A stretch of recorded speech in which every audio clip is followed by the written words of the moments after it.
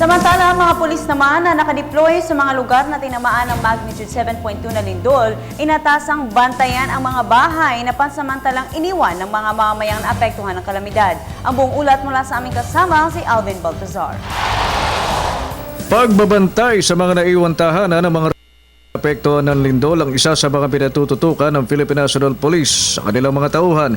Ito'y sa harap na rin ng posibilidad na may masasamang loob na magsamantala sa kasalukuyang sitwasyon sa mga area na teribleng tinamaan ng pagyanig. Pero ayon kay PNP spokesman, Senior Superintendent Ruben Teodoro Sindak, hindi lang ito ang kanilang responsibilidad sa gitna ng kalbaryong dinaranas ng mga naapektuhan ng napakatinding kalamidad. Secure abandoned houses and other buildings or establishments that were evacuated. This is actually being done now by the regional directors.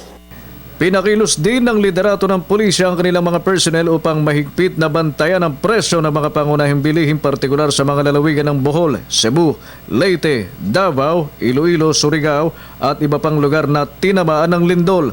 Obligado rin ang mga pulis na magbigay seguridad sa mga retail outlets, lalo na sa mga may namamataang mahabang pila ng mga nagsisipagbili ang apektado ng lindol.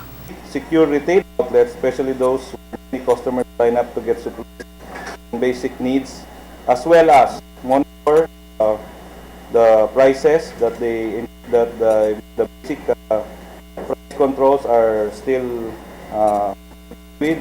Pinaalam din ng liderato ng PNP sa kung ano ang pangangailangang mga dapat na ipadala sa apektadong mga area. Ang prioridad ngayon sa mga tinamaang lalawigan ng kalamidad ay mabigyan ng mga residente dito ng kaukulan tulong. Para sa Telebisyon ng Bayan, Alvin Baltazar.